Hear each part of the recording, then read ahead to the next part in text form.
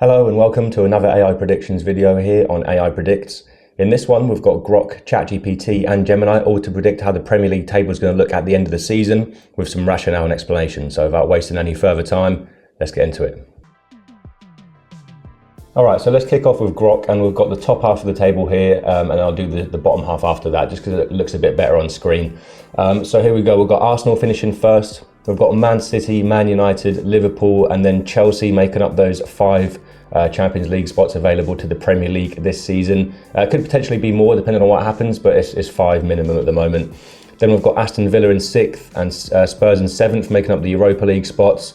Then Brighton, Newcastle and then Bournemouth. So I don't think that's too sort of out of field so far. I think maybe there's a little bit of explanation we need for Spurs.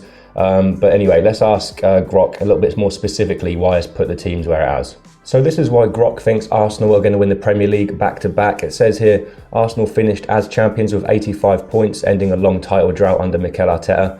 They remain the most settled side. Arteta is the longest-serving Premier League manager, and I kind of raised my eyebrow at that, but it is actually true. Mikel Arteta is the longest-serving manager in the Premier League, which is pretty crazy. The squad has title-winning experience and defensive solidity. They added Bruno Guimaraes from Newcastle and midfield control, plus attackers like Christos Zolis. Depth and know-how from finally converting strong seasons into a title make them clear favourites to retain. I think that all makes a lot of sense. I think, yeah, Arsenal are the bookies' favourites as well. So there we go. So Grok's rationale for Man City finishing second is as follows. Man City enter a post-Pep Guardiola era under Enzo Maresca. Maresca has prior City experience, youth coach and assistant during the treble season, and a style aligned with the club's possession principles. Erling Haaland remains elite, and the £116 million capture of Elliot Anderson from Nottingham Forest bolsters midfield. Some experienced defenders and Bernardo Silva have left, so there is transition risk, but the underlying quality and resources still point to a strong runners-up challenge rather than a collapse. Then I've asked it why Man United finished third, and here it goes. It says Man United secured third last season under Michael Carrick and have continuity with him. Midfield has been upgraded with Andre Santos and Yuri Tielemans. Building on a solid campaign and adding proven Premier League quality supports another top 4 finish, even if a genuine title challenge looks a stretch. Then we've got Liverpool, who are finishing 4th according to Grok. So it says Liverpool dropped to 5th under Arne Slot, who was replaced by Andoni Iraola. Iraola, delivered progressive, high-intensity football at Bournemouth, culminating in 6th and a Europa League qualification. Liverpool still possess high-ceiling talent, a new manager bounce, and Iraola's attacking emphasis should see them reclaim a Champions League spot ahead of the next tier. So while everything else kind of looks in place to me there, I have questioned why it thinks Spurs are going to jump from 17th last season all the way up to 7th this season. So it says, after finishing 17th and only staying up late under new manager Roberto De Zerbi, Tottenham have invested heavily. Club record fee Sandro Tonali, plus Matheus Fernandes, Jan-Paul van Hecke and free agents like Andy Robertson and Marcos Senesi. With key players returning from injury and De Zerbi's possession-based, high-intensity style built around technical build-up and aggressive pressing taking hold, they are set for a clear step up into the European places. Realistic progress without yet challenging the established top 4. I mean, if you're asking for my opinion, which you're probably not anyway, but I'm going to give it. I think it's going to be a bit tougher than that. I think just a few new players. I mean, well, a lot of new players and good signings in that, but we've seen Spurs sign sort of what should be good players in the past, and it's not really translated.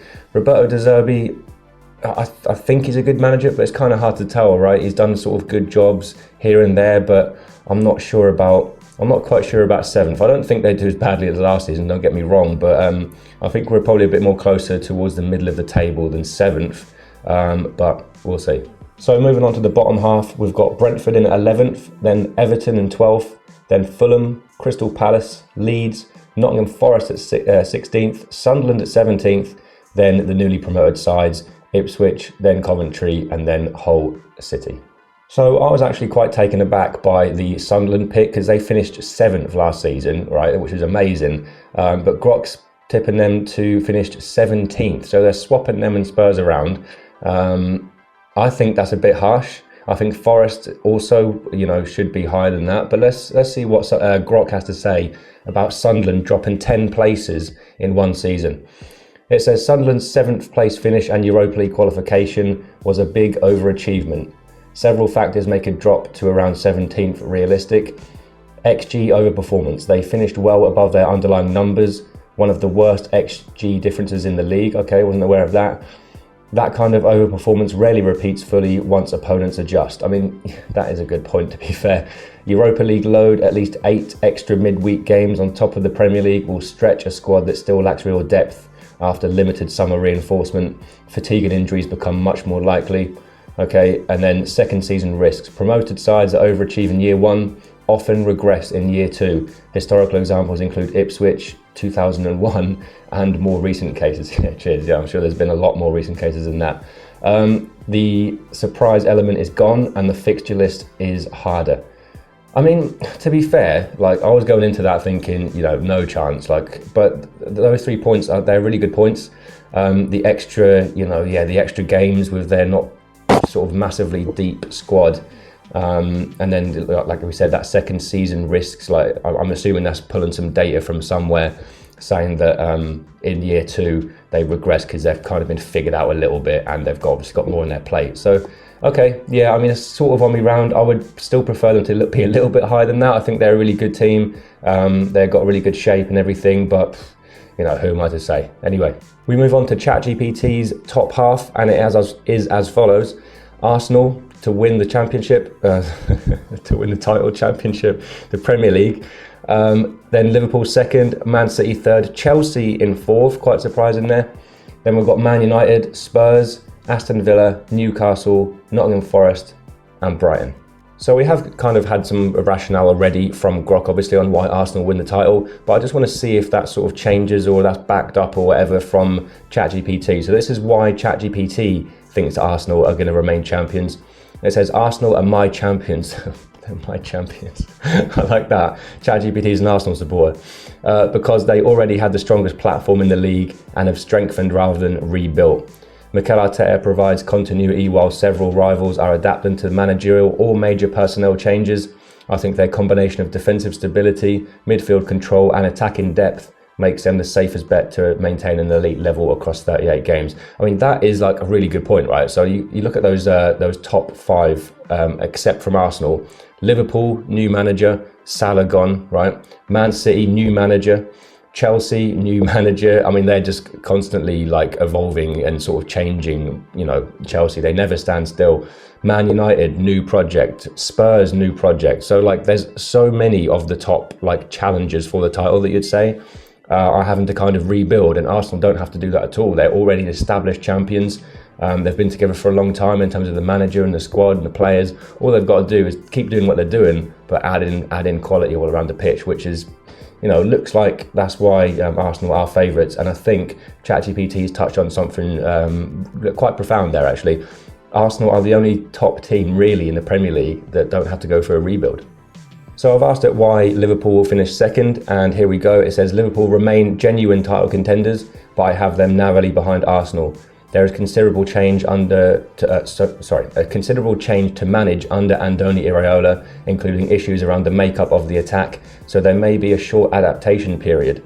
However, the underlying quality of the squad is still high enough that I expect them to be Arsenal's closest challengers. I mean, yeah, I think that sort of does make sense. It's kind of hard to argue with a little bit, but I think you could pick Liverpool or Man City to be in that second spot, and everything you'd say would make sense, right? It's sort of touch and go, so fair enough. So in terms of Man City, it says here, City still possess enough individual quality to challenge for the title, but this feels more like a transitional season. A new managerial era under Enzo Maresca combined with significant squad changes creates more uncertainty than we're accustomed to seeing at City. Their ceiling remains enormous, but I trust Arsenal and Liverpool slightly more over an entire season.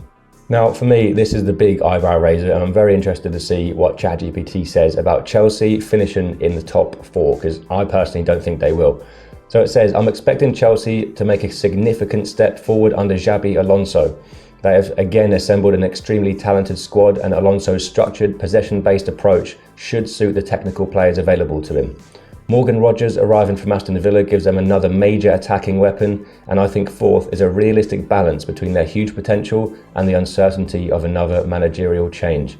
I mean, yeah, like I do understand that, but you know, we've sort of seen it before, haven't we? It doesn't sort of, it needs to be a little bit more than that. I think they've got all the pieces there. They just need to be assembled and put in the right order. I do think Xabi Alonso is a really fantastic manager.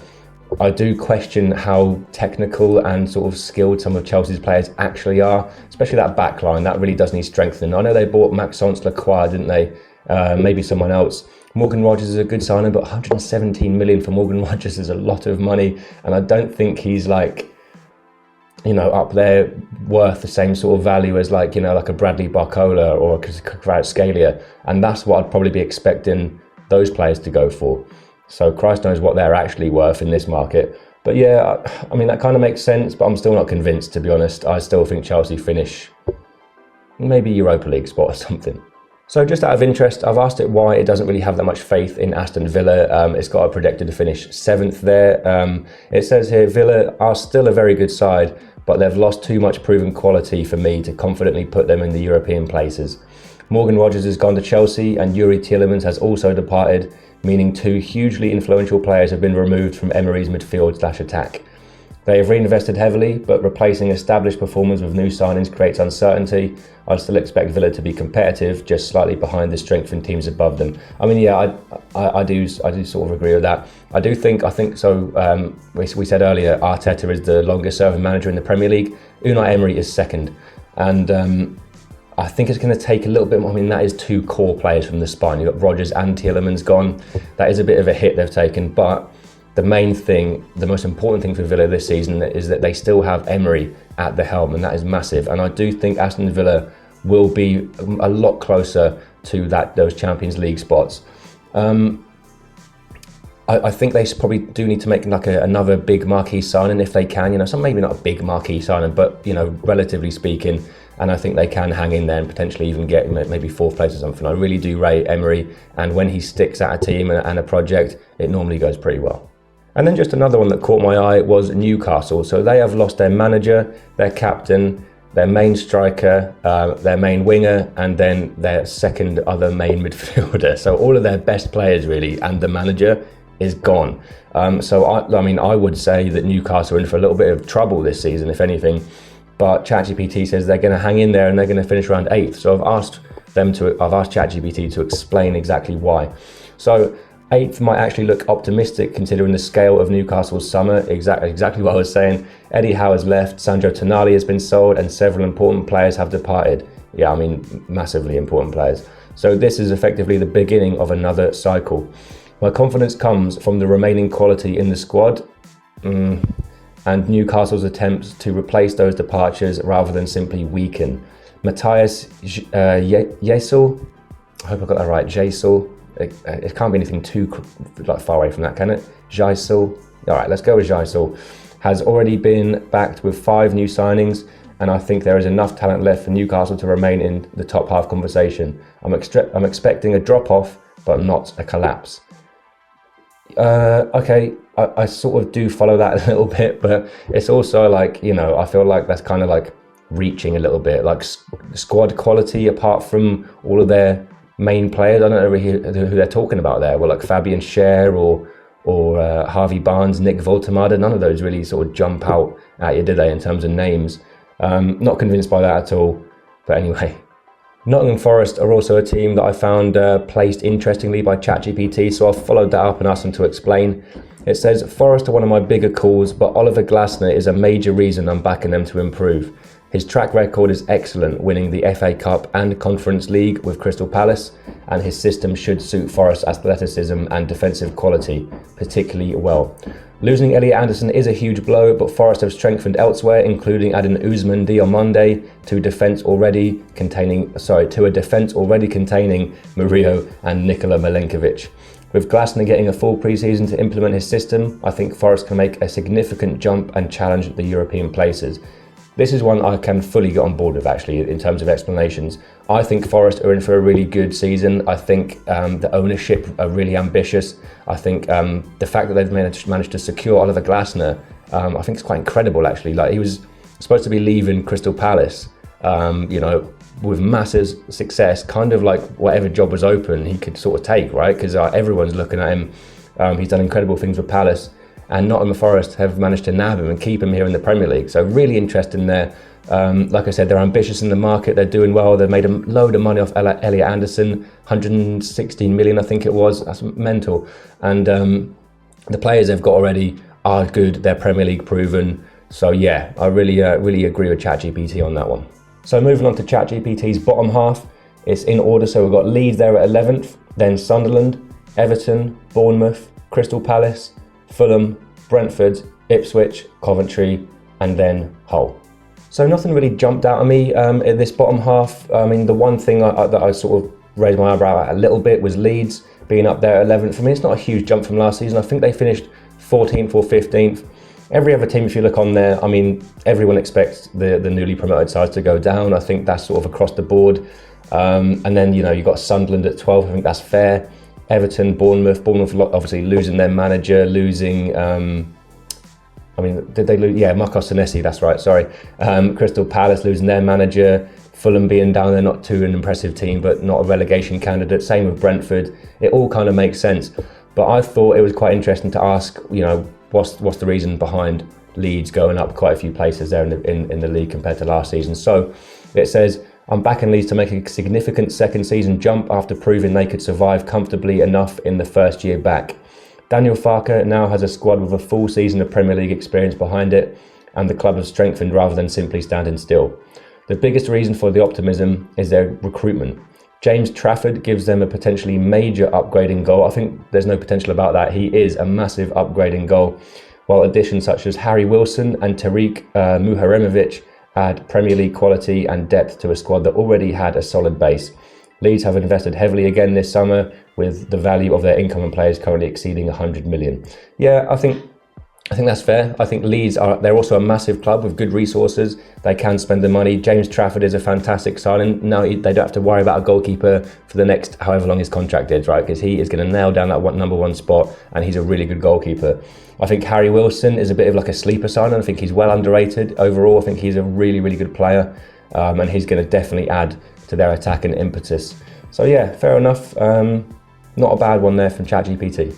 Right, and now we're going to finish on Gemini's top half. So we've got Arsenal to retain the title again. So across the board, we've got Arsenal to be back-to-back champions, and I love the sight of that. Happy for that to happen, of course. Then we've got Man City, Liverpool, Aston Villa in 4th. We've got Man United in 5th, Newcastle in 6th, Chelsea 7th, then Brighton, then Spurs, and then Brentford in at 10th. So of course we want to know the rationale behind why it's chosen. It's a bit of an odd one, this one. Villa in at 4th, Newcastle in at 6th.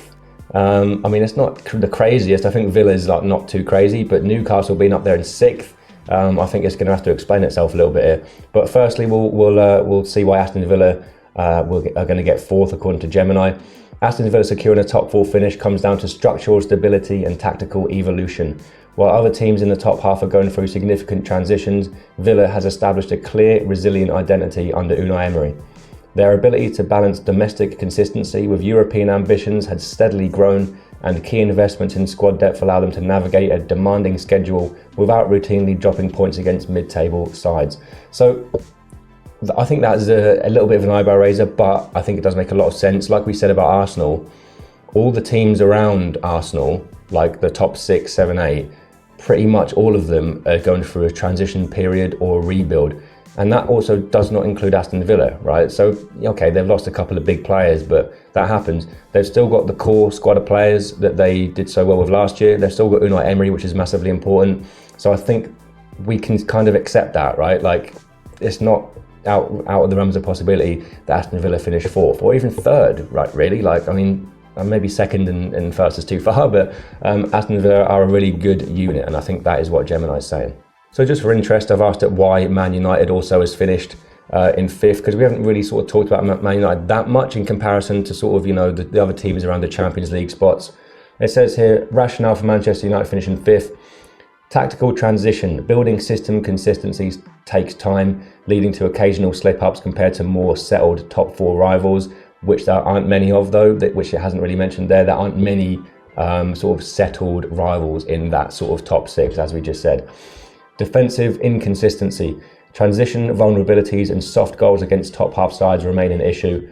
costing crucial points in tight matches. I mean, they did really well against top opposition. They beat Arsenal, who ended up being the champions last season. They beat Man City. I think they beat Liverpool, albeit they didn't have anything else to do apart from the Premier League. So take that with a pinch of salt. But anyway, squad depth and congestion, balancing European commitments with demanding domestic fixtures, strains depth during congested schedules and elite competition, with Arsenal, City, Liverpool and Villa operating established setups, and the razor-thin margin for error leaves United just short. Fair enough. Yeah, I think the main thing with United this season is let's see how they do now with Carrick and the European competitions mixed in with their fixture list.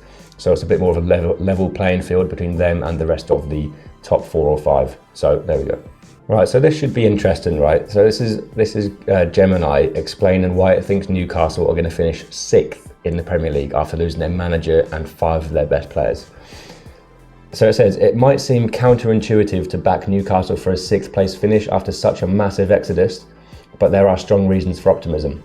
1, massive reinvestment, generating over 200 million from high-profile sales, Guimaraes, Gordon, Tonali, gives the club huge capital to completely rebuild the midfield and attack. Yeah, that's true, but like, how does that look? We don't really know how that looks, right? They could invest that really, really poorly, and then all of a sudden, it doesn't matter. Targeted replacements. The club is moving fast to fill critical gaps, already pursuing profile targets like winger Abde Ezalzouli to replace Gordon. Now, I'm a massive football fan. I don't know how high profile a target that is because I've not heard of him. Correct me, school me in the comments if he is a big name, but I've never heard of that player before in my life. So I'm starting to question the sort of analytical facilities, faculties, or whatever, whichever of those two is the correct word, of Gemini. And then the last point, a fresh start. Eddie Howe's departure paves the way for a new manager to establish a fresh tactical setup, revitalising the core squad and integrating new signings effectively. None of those points to me say, oh yeah, they're going to do really well and better than last season. I don't really understand the logic behind this. Maybe Gemini's just gone for something a bit different to try and sort of put his head above the parapet, as it were, but I don't think, that all makes sense, right? Normally stuff that AI makes sense, but if you kind of dig a little bit behind the surface and just ask one question for each of those points, and it sort of comes crumbling down a little bit. So not convinced by that at all. I think Newcastle finished bottom half, if you're asking me. But anyway, yeah. Right, so on to Gemini's bottom half. We've got Bournemouth at 11th, then Crystal Palace, Everton, Fulham, Leeds, Sunderland, Nottingham, Coventry, Ipswich, and then of course, Hull. Okay, so that is pretty much the end of the video, and I just want to quickly say, if you watched up to this point, thank you very, very much. I really do appreciate that. It means a lot for a small channel like me. And if you're interested, we're going to be starting the new season with scoreline predictions for every single game week, and we're also doing AI FPL, where Grok, ChatGPT and Gemini have all got a real team. We've got a league. I'll put the league code in the description of this video if you want to join and see if you can beat the AI models. If you finish first in the mini league, you get a free t-shirt, a free football shirt of your choice, courtesy of myself. But in any event, I really appreciate you watching. Thanks for that. Take it easy, and hopefully I'll see you in the next one.